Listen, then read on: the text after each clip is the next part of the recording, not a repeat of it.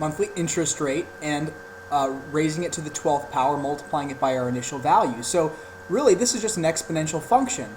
It's a growth of 1% applied 12 times.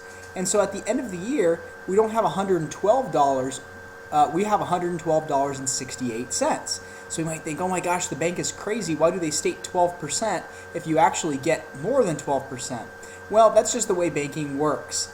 And if you were to set this table up, you could really easily see that. Let's actually go in to show our table. So what I've actually done here is I've entered the function 100 times 1.01 to the x power into my calculator, and now I'm going to go second graph, and I can actually track the value of this account over time. Well, at month 2, we would think you'd have $102 and $103, $104, but the reality is that we're actually compounding the interest, and that means to take the previous balance and to grow that entire thing by 1%. So 1% on top of $101 is actually $1.01.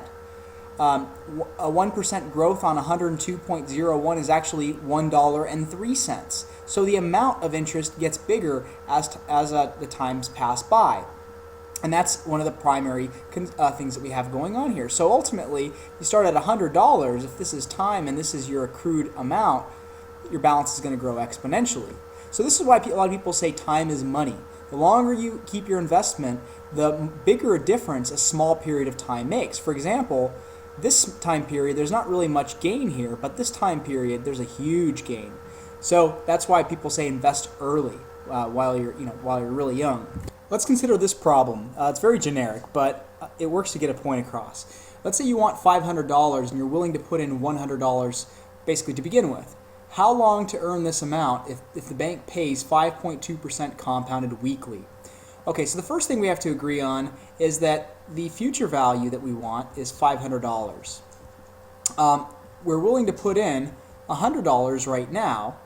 We know that the rate is going to be 5.2%, which is equal to 0.052. So remember, 5.2% means per 100. 5.2 divided by 100 is 0.052. Now, the number of times we're paying interest each year, since it's compounded weekly, well, we're going to assume 52 weeks in a year. Of course, that's not always true, but it's a simpler calculation. We don't have to account for which year we're talking about. And what we want to know is how long will this take? So, in other words, we'll be able to determine how many years this will take us. So if we have 500 equals the initial amount times 1 plus 0.052 divided by 52. Now again, an important thing to keep in mind here is that we are going to be basically taking this 5.2% and dividing it up into 52 little pieces so that each week you get a certain chunk of that 0.052%. Now here's where it's handy to have the 52 times t up here.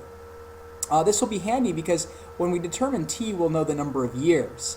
52 times t will tell us the total number of weeks. So this is the number of weeks. We're going to solve for the number of years. So using some college algebra stuff, we'll divide out 100, and we get 5 equals, well, let's calculate what this comes out to. So I'll just do, and we want to be sure to round pretty far when we're dealing with interest.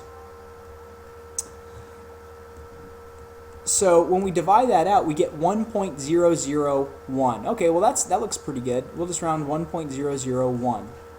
And that's going to be raised to the 52 t power. Now this is actually an exponential function. We have a variable in the exponent, so we're going to use logarithms in order to be able to calculate this. We won't do this all the time. We'll just show how this would actually work. So we'll take the natural log of both sides. You could take log base 10 of both sides if you'd like, and we'll use the property of exponents to bring the 52t down so that we get 52t times the natural log of 1.001. And so now we have three pieces over here. We have 52 times t times the natural log. So we're going to divide out 52 times natural log 1.001. We'll do the same thing here. So that when we divide it out, we want to be careful to enter it in. We get about 31 years.